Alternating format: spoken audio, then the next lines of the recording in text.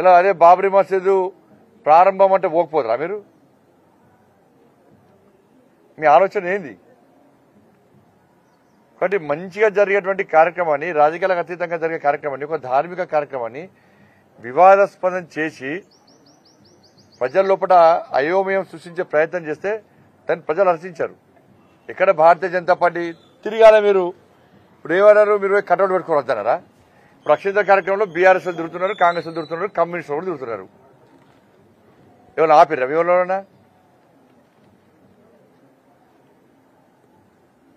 ఇవాళ కాంగ్రెస్ అధినాయకత్వాన్ని ఆ ట్రస్ట్ వాళ్ళు పిలిచిరు కదా ప్రాంత పరిచయ కార్యక్రమానికి. ఎందుకు పోలే? కూడా పిలవలేదంటారు. పిలిచి ఎందుకు పోతలేరు?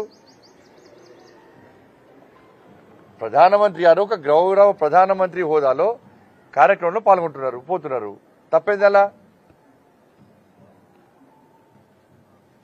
మీరు కూల్చేటోళ్ళు, మేము నిర్మించేటోళ్ళం. అది గుర్తుంచుకోండి. మీరు కూల్చేటోళ్ళు, మేము నిర్మించేటోళ్ళం. కాబట్టి కేసీఆర్ చెప్తున్న మళ్ళా అసలు మీ అయ్యగా భద్రాద్రి రామాలయానికి తలంరావుడు తీసుకోపోలేని స్థితిలో ఉన్నాడు.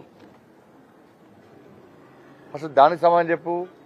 వేములవాడ దేవస్థానానికి పైసలు ఇస్తాడు, 100-500 కోట్లు ఇస్తాడు, ఏడవేండు. కొండగట్టును అభివృద్ధి చేస్తానని పైసలు ఇస్తాడు, ఏడవేండు. ధర్మవరికి పైసలు ఇస్తాడు, ఏడవేండు. మీరు ఇచ్చేది కాక వేములవాడ దేవస్థానానికి సంబంధించి 5 కోట్ల రూపాయలను ఇవాళ వేరే ప్రాంతం తరలించే ప్రయత్నం చేస్తాం. మేము అడ్డుకుంటూ ఆగింది. అది మీకు హిందూ ధర్మం గురించి కానీ, హిందూ దేవాలయాల గురించి కానీ మాట్లాడే అర్హత కాంగ్రెస్ పార్టీలకు, బీఆర్ఎస్ పార్టీలకు లేదు. మీ స్వార్థ రాజకీయాల కోసం మీరు యాగాలు చేసేవాళ్ళు, పూజలు చేసేవాళ్ళు. దీన్ని తెలంగాణ సమాజం గుర్తించింది, అందరు గుర్తించారు.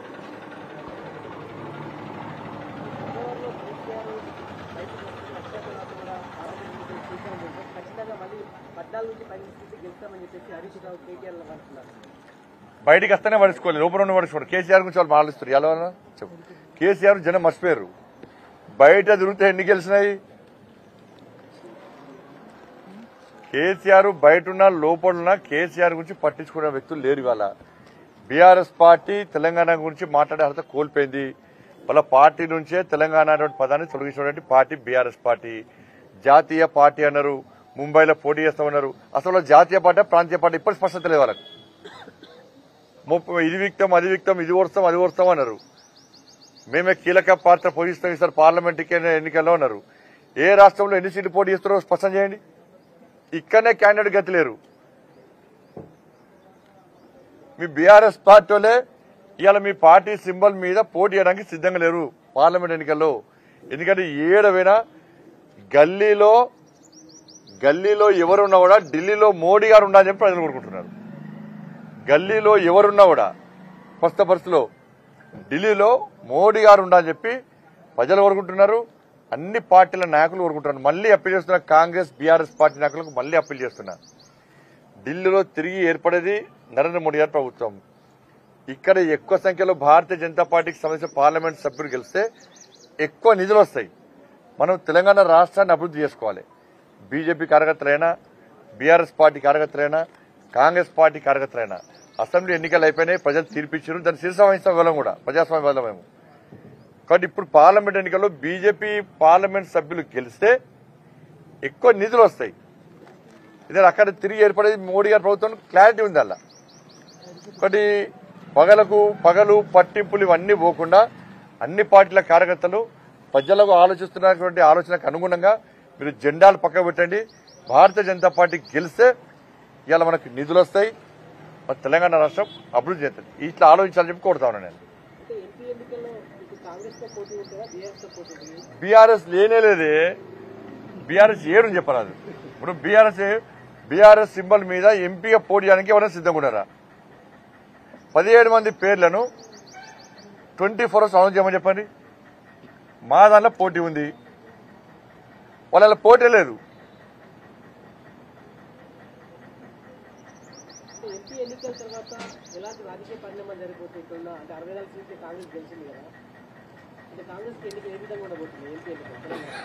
ఎంపీ ఎన్నికల్లో పూర్తి స్థాయిలో భారతీయ జనతా పార్టీ గెలవబోతుంది. నాకు తెలిసి కాంగ్రెస్ పార్టీ నుంచి ఎమ్మెల్యేలను కొనుగోలు చేయడానికి కేసీఆర్ ఆల్రెడీ ప్లాన్ చేస్తున్నాడు. ఆల్రెడీ చాలా మంది కాంగ్రెస్ పార్టీ నాయకులు కేసీఆర్ తో టచ్ లో ఉన్నారు. ఈ పార్లమెంట్ ఎన్నికల తర్వాత కేసీఆర్ ఏదైనా చేయొచ్చు. ఎందుకంటే కాంగ్రెస్ పార్టీలో కేసీఆర్ కోవట్లు చాలా మంది ఉన్నారు. వాళ్ళతోని ఆల్రెడీ బేరసారాలు సాడేసిండు. మొన్న అసెంబ్లీ ఎన్నికల్లో చాలా స్పష్టంగా చెప్పింది నేను, చాలా మందికి కేసీఆర్ పైసలు ఇచ్చిండు. ఎందుకంటే కేసీఆర్ ప్లాన్ మంది కుట్టినోని కూడా వాళ్ళు అనుకుంటాడు కేసీఆర్. ఆయన ఆలోచన దుర్మార్గపు ఆలోచన బీఆర్ఎస్ పార్టీ. కాబట్టి పార్లమెంట్ ఎన్నికల తర్వాత ఏదైనా జరగచ్చు. కేసీఆర్ మూర్ఖత్వపు ఆలోచన వల్ల, కేసీఆర్ కుట్రల వల్ల ఏదైనా జరగదు. కేసీఆర్ కు ప్రజాస్వామ్యం మీద నమ్మకం లేదు, రాజ్యాంగం మీద నమ్మకం లేదు, చట్టాలంటే గౌరవం లేదు, తోటి మనిషి అంటే కనీసం విలువ ఉండదు ఆయనకు కుటుంబానికి. కాబట్టి దేనికైనా ఆ కుట్రలకు తెగించి ముందుకొచ్చే వ్యక్తి కేసీఆర్ కుటుంబం. ఏదైనా చేస్తాడు, ప్రభుత్వాన్ని ఇబ్బంది పెట్టే ప్రయత్నం ఏదైనా చేయొచ్చు. అది చేసి చేస్తాడు, మళ్ళీ బీజేపీ నూకే ప్రయత్నం చేస్తాడు. ఈ కాంగ్రెస్ వాళ్ళకు మీరు ఫస్ట్ కేసీఆర్ సంగతి చూడరు. ఫస్ట్ మీరు బీఆర్ఎస్ బీజేపీ ఒకటి, బీజేపీ ఎక్కడ ఒకటే, బీఆర్ఎస్ బీజేపీ ఒకటి కలిసి పోటీ చేస్తాం. ఎప్పుడైనా మీరు దాన్ని పట్టుకొని మళ్ళీ పార్లమెంట్ లో గెలిచే ప్రయత్నం చేస్తే మీ సంగతి కేసీఆర్ చూస్తారు. ఫస్ట్ మేము కొట్లాడుకుని కాదు, కాంగ్రెస్ బీజేపీ కొట్లాడుకుని కాదు, ఉన్న అక్కడక్కడ కొంచెం ఉన్న బీఆర్ఎస్ పార్టీ ఆయన బొంద పెట్టాలి ఫస్ట్. ఎందుకంటే ప్రజలను రాసి రంపాన పెట్టిన బీఆర్ఎస్ పార్టీ వాళ్ళు, ప్రజల బతుకులు సర్వనాశనం చేసింది బీఆర్ఎస్ పార్టీ, కేసీఆర్ కుటుంబం ముఖ్యంగా. ఫస్ట్ వాళ్ళ సంగతి చూద్దాం. మీరు మేము కలిసి అభివృద్ధి చేసుకుందాం తెలంగాణ రాష్ట్రాన్ని. మీరు వాళ్ళ బీఆర్ఎస్ బీజేపీ ఒకటి, ఒకటి ప్రజలు అంతలేరు, మర్చిపోయారు. ఒకప్పుడు నమ్మిరు, మీరు చెప్తే నమ్మిరు. ఇప్పుడు ఎవ్వరు కూడా బీఆర్ఎస్ బీజేపీ ఒకటంటే ప్రజలు నమ్మే స్థితిలో లేరు. ఫస్ట్ మీరు బీఆర్ఎస్ సంగతి చూసుకోరి. తెరవనికి ఏం జరుగుతుందో, కేసీఆర్ ఏం చేస్తుండో, ఏం చేయబోతుండో ఫస్ట్ దాన్ని గమనించండి. మీ ఇంటెలిజెన్స్ వ్యవస్థను పరీక్ష చేసుకోండి ఫస్ట్. అరే చాలా విషయాలు మాకు తెలుస్తున్నాయి, మీకు తెలుస్తలేవు. మీరు గదే గుడ్డి ఆలోచన ఉన్నారు. బీఆర్ఎస్ బీజేపీ ఒకటి అది చెప్పుకుంటేనే టైం పాస్ చేసే ప్రజలు దాన్ని ఎవరు నమ్మరు. హాస్పిటల్ ఎన్నికలు ఎవరు నమ్మరు. కొంత నమ్మించారు, దాని సక్సెస్ అయ్యారు నమ్మించడంలో, మోసం చేయడంలో. ఇప్పుడు నమ్మరు, ప్రజలు నమ్మరు. ఇప్పుడు ప్రజలు తెలంగాణ రాష్ట్ర అభివృద్ధి కోరుకుంటున్నారు. కాంగ్రెస్ పార్టీ ప్రభుత్వం ఏర్పడ కూడా కేంద్రంలో బీజేపీ ప్రభుత్వం ఏర్పడబోతుంది. కాబట్టి ఈ ఎన్నికల్లో బీజేపీకి ఓటేయాలి. మనం తెలంగాణ రాష్ట్రాన్ని అభివృద్ధి చేసుకోవాలి, ఎక్కువ నిధులు తెచ్చుకోవాలి. ఎక్కువ నిధులు రావాలంటే, తెలంగాణ రాష్ట్రం అభివృద్ధి చెందాలంటే ఇలా బీజేపీ ఎంపీలను గెలిపించాలి. బీజేపీ ఎంపీలను గెలిస్తే బీజేపీ ఎంపీలు కొట్లాడి ఎక్కువ నిధులు తీసుకొస్తారు. అయిపోయింది, ఎన్నికల వాతావరణం అయిపోయింది. ఇప్పుడు అభివృద్ధి కావాలి మనకు. అప్పుల పాలైంది తెలంగాణ రాష్ట్రం, అప్పులు తీసుకోవాలి, సంక్షేమ పథకాలు అమలు కావాలి. కాంగ్రెస్ పార్టీ ఇచ్చిన హామీలు నెరవేర్చాలంటే కూడా ఇక్కడ బీజేపీ రావాలి, ఎంపీలు గెలవాలి. ఇప్పుడు ఎక్కడ చేసేస్తారు పైసలు?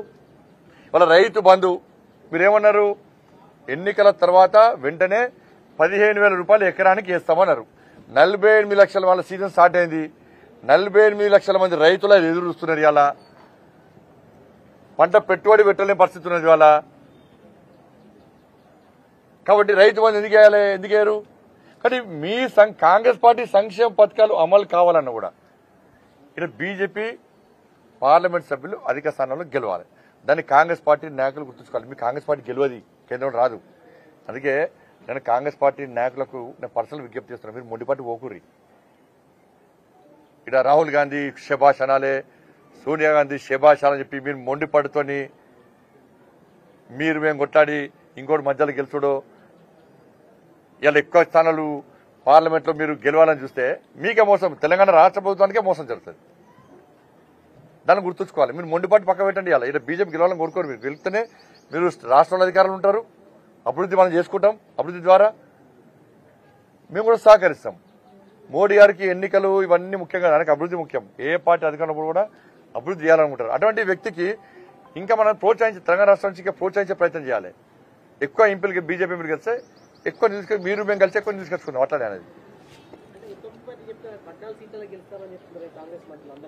ఇప్పుడు బీఆర్ఎస్ వాళ్ళు 17 సీట్లు గెలుస్తామంటున్నారు, కాంగ్రెస్ వాళ్ళు 14 సీట్లు గెలుస్తామంటున్నారు. మేము 14 సీట్లు, ఎన్ని ఉన్నాయి సీట్లు? 17 సీట్లే ఉన్నాయి.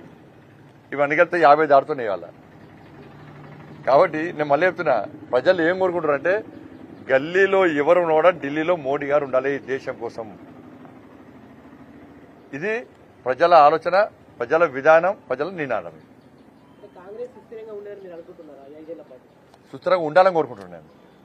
మేము ప్రభుత్వాలను కూల్చేటువంటి ఆలోచన మాకు ఉంటుంది, అటువంటి కుట్ర మాకు తెలియదు. కేసీఆర్ విషయంలో కొంచెం జాగ్రత్తగా డేగా కంతం చూడాలంటుండే నేను. కేసీఆర్ కామన్ అంటే కుట్రలు చేస్తాడు, ఏది చేసినా కుట్రలు చేస్తూ ఉంటాడు. దాన్ని గమనించుకోండి, మీ ప్రభుత్వం జాగ్రత్త. మరి అది కేసీఆర్ ఏం చేస్తాడో అర్థం చేసుకోండి ఒకసారి. ధన్యవాదాలు. ఒకవేళ కేసీఆర్ ఏదైనా కుట్రలు కనుక చేసినట్టయితే బీజేపీగా మీరు వాటిని అడ్డుకుంటారా? ఎటువైపు ఉంటారు? మాకే సంబంధమే. వాళ్ళ గురించి వాళ్ళేం చేయాలి? ప్రజాస్వామ్యాన్ని కాపాడాల్సిన బాధ్యత భారతీయ జనతా పార్టీ మీద ఉంటుంది. ప్రజాస్వామ్యాన్ని కాపాడే పార్టీ భారతీయ జనతా పార్టీ, ప్రజాస్వామ్యాన్ని పరిరక్షించే పార్టీ భారతీయ జనతా పార్టీ. కానీ వాళ్ళ ఎమ్మెల్యేలను, వాళ్ళ నాయకులను కాంగ్రెస్ పార్టీ కాపాడుకోవాలి. మేము పోయి కాపాడతామా? అన్న పోకూరన్న బేద పోకూర మేము ఆడతామా? వాళ్ళు కాపాడుకోవాలి.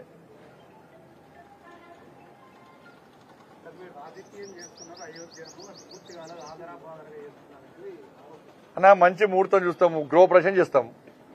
గృహప్రవేశం మొత్తం బిల్డింగ్ కంప్లీట్ అయ్యాక గృహప్రవేశం చేస్తామా? మంచి ముహూర్తం చూస్తాం కదా విజయ్, మంచి ముహూర్తం చూస్తాము, బలమైన ముహూర్తం చూస్తాము. ఇది ఒక్కరు చూసే ముహూర్తం కాదు, ఒక రాజకీయ పార్టీ చూసే ముహూర్తం కాదు. సాధు సంతువులు అందరూ కూడా కలిసి ఒక బ్రహ్మాండమైన ముహూర్తం చూసి ఆ రోజు ప్రాణ ప్రతిష్ఠ చేస్తారు. రాజకీయం ఏడు చేస్తున్నాం. ఇప్పుడు కాంగ్రెస్ లను, బీఆర్ఎస్ లను, కమ్యూనిస్టులను ఓటింగ్స్ పెట్టుకోమని చెప్పి మేమే పెట్టుకోగలుగుతున్నామా? మేము అక్షింతల కార్యక్రమం మీరే పాల్గొనండి. మేము ఎక్కడైనా బీజేపీ కన్వెన్షన్ పాల్గొన్నామా? ఇప్పుడు మేమే పాల్గొంటే బదనాం అవుతుందని చెప్పండి. అది రాజకీయాలకు అతీతంగా జరిగే కార్యక్రమం. క్షేత్రస్థాయిలో BRS party, Congress party, communist party కార్యకర్తలు పాల్గొంటున్నారు. దానిలో మరి ఆధినాయకత్వం దాన్ని ఎందుకు గమనిస్తలేము అంటున్నాం. ఇక దానిలో వీళ్ళు చెప్పిస్తే చెప్పరాలు. ఇప్పుడు ప్రపంచం అంతే తెలుస్తున్నది. అసలు మళ్ళీ చెప్తున్నా, వీళ్ళు రామాలయ నిర్మాణానికి అనుకూలమా కాదు? ఫస్ట్ అయోధ్యలో రామ మందిరం ఉందా, బాబ్రీ మసీద్ ఉందా? రాముడు అయోధ్యలో పుట్టిన నమ్ముతారా అని నమ్మరా వీళ్ళు? వీళ్ళు అప్పుడే అయోధ్య బాబ్రీ మసీద్ ఇచ్చినప్పుడే రాముడు అయోధ్యలో పుట్టిన గ్యారంటీ ఏంది అని చెప్పి కాంగ్రెస్ వాళ్ళు ప్రశ్నించారు. అప్పుడు మేమే అన్నాం, విమర్శించినోడు మీ తల్లి పుట్టిన గ్యారంటీ ఏంది? ఎవరు చెప్పారు? అక్కడ ఉన్న నర్సు, బాధ్యతాయుతమైనటువంటి పవిత్రమైన డ్యూటీలో నర్సు వచ్చి, అమ్మా ఇవనికి పాప పుట్టింది, బాబు పుట్టింది అని ఇస్తే నా బిడ్డ అని అనుకుంటాం మనం. ఇవాళ చరిత్ర చెప్తున్నది. ఇవాళ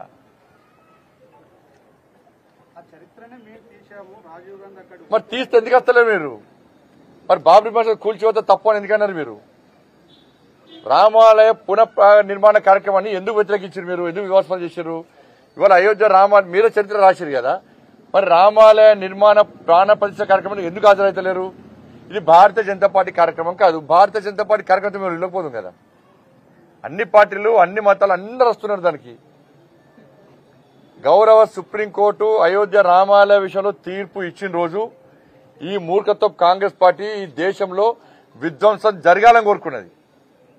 ఈ దేశంలో విధ్వంసం జరగాలని కోరుకున్న పార్టీ కాంగ్రెస్ పార్టీ.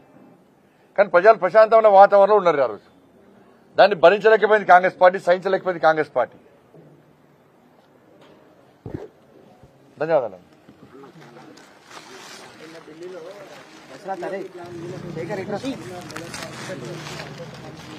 ఏదైనా సహకరిస్తామన్నా.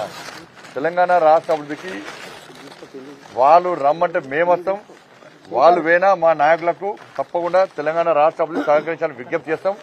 నరేంద్ర మోడీ గారు తెలంగాణ రాష్ట్ర అభివృద్ధికి కట్టుబడి ఉన్నారు, కమిట్మెంట్తో ఉన్నారు. ఎట్టి బస్సులో దీనిలో రాజకీయాలకు సంబంధం లేకుండా పోయినసారి రాష్ట్ర ప్రభుత్వము వాళ్ళ మంత్రులు అయిపోయారు. పోయినసారి రాష్ట్ర ప్రభుత్వము కేంద్ర ప్రభుత్వాన్ని విమర్శించడానికే టైం వేస్ట్ చేసింది, మోడీ గారు తిట్టడానికే టైం వేస్ట్ చేసింది. అటువంటి ప్రయత్నం కాంగ్రెస్ పార్టీ చేయొద్దు. ప్రతి విమర్శలకు సమయాన్ని వృధా చేసుకోకండి. మీరు మేము అందరం కలిసి తెలంగాణ రాష్ట్రపతి అందరం కలిసి తెలంగాణ రాష్ట్ర అభివృద్ధికి నిధులు తెచ్చుకుందాం. అందుకే దానికి ఎక్కువ నిధులు రావడానికి మంచి అవకాశం పార్లమెంట్ ఎన్నికల్లో భారతీయ జనతా పార్టీ ఎంపీలను గెలిపించడం.